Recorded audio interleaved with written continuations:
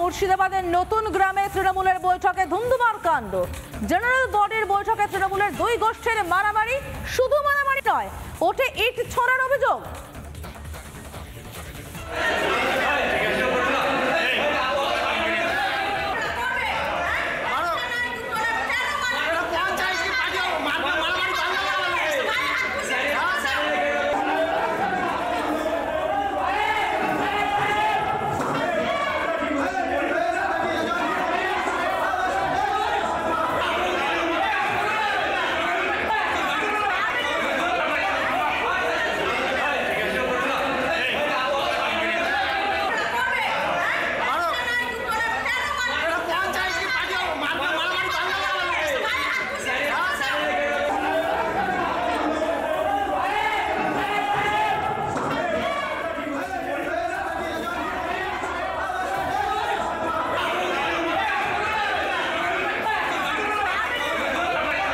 মিটিংটা ছিল 27-এর যে এজেন্ডা ছিল আজকে, তো আমরা সেই বিষয় নিয়ে আজকে আমরা জানতে চাই বলতে আজকের বিষয়টা কি, যেটা হচ্ছে আমাদেরকে যেন খোলাসা করে সব প্রত্যেকটা ভেঙে চুরে বলা হোক। তোটা আমরা চেয়েছি প্রধান বলবেন, না হলে এক্সিকিউটিভ স্যার বলবেন, কোনো একজন বলবেন। এই মতো অবস্থায় যখন দুজনে কথা কাটাকাটি চলতে থাকে, এই সময় উপপ্রধান সাহেব কী করলেন, খুব জোরে মানে কি চেয়ার থেকে উঠে এসে ওকে সজোরে একটা লাথি মারে, চেয়ারম্যান নিয়ে ভেঙে পড়ে যায়। নতুন গ্রাম পঞ্চায়েতে জেনারেল বডি মিটিং ছিল।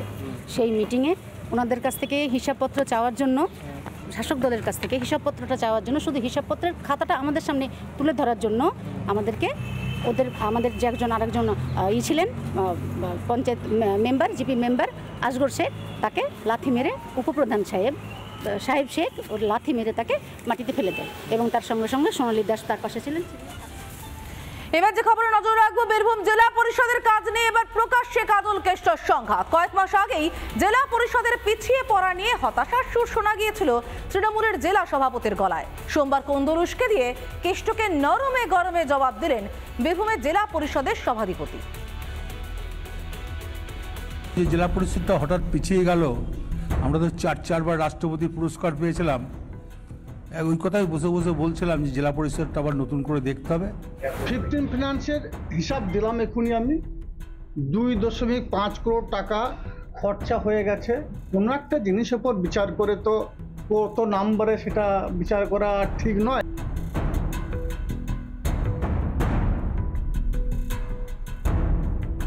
যতই সময় গড়াচ্ছে বীরভূমে তৃণমূলের কোন্দল যেন ততই তীব্র হচ্ছে। জেলা পরিষদ পিছিয়ে পড়া নিয়ে কয়েক মাস আগেই হতাশা প্রকাশ করেছিলেন তিহার ফেরত কেষ্ট।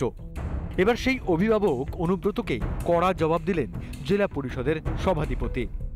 অনেক উইংস আছে, তার মধ্যে 15 ফিনান্স আছে, 5th ফিনান্স আছে, কৃষি আছে, খাদ্য আছে, বাংলা আবাস যোজনা বাড়ি আছে, স্যানিটাইজেশন আছে। কোনো একটা জিনিসের উপর বিচার করে তো কত নাম্বারে সেটা বিচার করা ঠিক নয়, বা যিনি করেছেন তিনিও ঠিক করেছেন বলে আমি মনে করি না। গত সপ্তাহে জেলা পরিষদের কো-মেন্টার পদে বসানো হয়েছে অনুব্রত ঘনিষ্ঠ বুদ্ধদেব হাঁসদাকে, আর সোমবার মেন্টার হিসেবে দায়িত্ব নিলেন লাভপুরের বিধায়ক অভিজিৎ সিনহা। আর কি কাজ করলে ভালো হয়, কি পরিকল্পনা নিয়েছেন, তার সঙ্গে যদি আর কিছু অ্যাড করতে হয়, এইগুলো আলোচনা করবো। এসেছিলাম 24 সালে, বিভিন্ন কারণে হয়তো সবসময় আসা হয়নি, কিন্তু ফোনে কথা হতো এবং আমার যা suggestion advice as a mentor আমি দিয়েছি।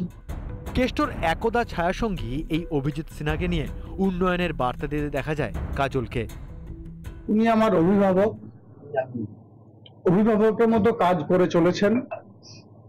জেলা পরিষদ সভাধিপতি হওয়ার পর থেকে আজ অবধি ওনার কাছে সবসময়ের জন্য আমি পরামর্শ নিয়েছি এবং উনি আমাকে পরামর্শ দিয়েছেন এবং উনি আমার সব কাজগুলো দেখে দিয়েছেন। জেলা পরিষদের অন্দরে এই তু ম্যা খেলা নিয়ে তৃণমূলকে দুষতে ছাড়েনি বিজেপি। একটা সম্প্রদায়ের মানুষ এখানে কাজ পায়, বাকিরা ঠিকঠাক কাজ পায় না, স্বাভাবিকভাবেই এটা একটা উদ্বেগের বিষয়। আমরা মনে করি এই ঘটনা পরিপ্রেক্ষিতেই কমেন্টার বসানো হয়েছে। তৃণমূলের গোষ্ঠীকুণ্ডল, তৃণমূলের নিজেদের মধ্যে দলাদলি, সেটাই বলা বলি এগুলো থাকবে। তৃণমূলের এই অন্তর্দ্বন্দ্ব যে শীর্ষ নেতৃত্বের কপালে চিন্তার ভাঁজ ফেলেছে তা আর আলাদা করে বলার অপেক্ষা রাখে না। বীরভূম থেকে মনোরঞ্জন চট্টোপাধ্যায়ের রিপোর্ট, রিপাবলিক বাংলা। খানাখন্দে ভরা দুর্গাপুর ব্যারাজের উপরের রাস্তা, সরকারি বরাদ্দের কোটি কোটি টাকা ব্যয়ে শুরু হয়েছে সংস্কারের কাজ। কিন্তু কাজ কদ্দূর দেখতে গিয়ে সরকারি আধিকারিককেই খুঁজে পেলেন না মন্ত্রী মানস ভূঁইয়া। সরকারি আধিকারিকের গা ছাড়া ভাবে চোটে লাল জলসম্পদ উন্নয়ন মন্ত্রী, করলেন বকাবকিও। ঘরে ঘুমাচ্ছে নামবো কে ডিউটি ঘরে ঘুমাচ্ছে নামবো কে ডিউটি। 8টি জেলার মধ্যে সংযোগ স্থাপন করে দামোদর নদের উপরের রাস্তা, কিন্তু সেই গুরুত্বপূর্ণ রাস্তারই বেহাল দশা। খানাখন্দে ভরা রাস্তায় জমে জল। সেই বেহাল রাস্তার হাল ফেরাতে শুরু হয়েছে সারাইয়ের কাজ। সারাইয়ের কাজ কতদূর দেখতে সোমবার পরিদর্শনে যান রাজ্যের জল সম্পদ উন্নয়ন মন্ত্রী মানস ভূঁইয়া। কিন্তু পরিদর্শনে গিয়েই সরকারি কর্মচারীদের গা ছাড়া ভাব দেখলেন খোদ মন্ত্রী। পরিদর্শনে গিয়ে দেখা পেলেন না সেচ দপ্তরের এক্সিকিউটিভ ইঞ্জিনিয়ারের, আর তাতেই মেজাজ হারালেন মানস ভূঁইয়া। ঘরে ঘুমাচ্ছে নামবো কে ডিউটি ঘরে ঘুমাচ্ছে নামবো কে ডিউটি। ধমক দেওয়ার পর আবার সরকারি কর্মীদের পক্ষে সাফাইও গিয়েছেন মন্ত্রী। সব ইঞ্জিনিয়াররা এসছে, আমি বাঁকুড়ার সঙ্গে আলাদা কথা বলতাম, তাকে ডাকলাম। সরকারি কর্মীদের গাছাড়া ভাব দেখেও রাজ্যের মন্ত্রীর মুখে এখনো আশ্বাসের বুলি। আমাদের প্রশাসনিক স্তরে একটা নির্দেশ আছে যে যতটুকু কাজ করতে পারবো 15 জুনের মধ্যে করতে হবে, তারপর পেন্ডিং কাজ আবার করব। Any available technical solution we will accept. রাজ্যের মন্ত্রী পরিদর্শনে যাবেন আর রাজনীতি করবেন না, তা কি হয়? ব্যারাজের উপর রাস্তা সংস্কারের টাকা নিয়েও কেন্দ্রকে অনর্থক এক হাত নেওয়ার চেষ্টা মন্ত্রী মানুষের। নদী বাঁধ ভাঙনের জন্য একটা নয়া পয়সা ব্যয়নি। 2 লক্ষ কোটি টাকা এই মুহূর্তে দিল্লির বিজেপি সরকার, বাংলার মুখ্যমন্ত্রী এবং বাংলার সরকার এবং বাংলার মানুষকে বঞ্চিত করছে। পাল্টা রাজ্যের শাসক দলকে নিশানা বিজেপি বিধায়কের। দুর্গাপুর ব্যারেজ বারবার ভেঙেছে, বারবার রিপেয়ারিং হয়েছে, আর রিপেয়ারিং এর মধ্য দিয়ে টাকা ইনকামের রাস্তা করে দিয়েছে নেতাদের মন্ত্রীদের, তাই ঘটনা ঘটছে। সুদূর পরিকল্পনা নেই। রাজ্যের কোষাগার থেকে কোটি কোটি টাকা ব্যয় হচ্ছে, কিন্তু কোনো সমস্যারই দীর্ঘমেয়াদী কোনো সুরাহা নেই। পরিকল্পনাহীনভাবে ব্যয় করা মানুষের টাকা যাচ্ছে কোথায়? দুর্গাপুর থেকে রমেন মজুমদারের রিপোর্ট, রিপাবলিক বাংলা। নানা ধরনের কন্টেন্ট দেখার জন্য লাইক করুন, শেয়ার করুন আমাদের ফেসবুক পেজ, সাবস্ক্রাইব করুন আমাদের ইউটিউব চ্যানেল।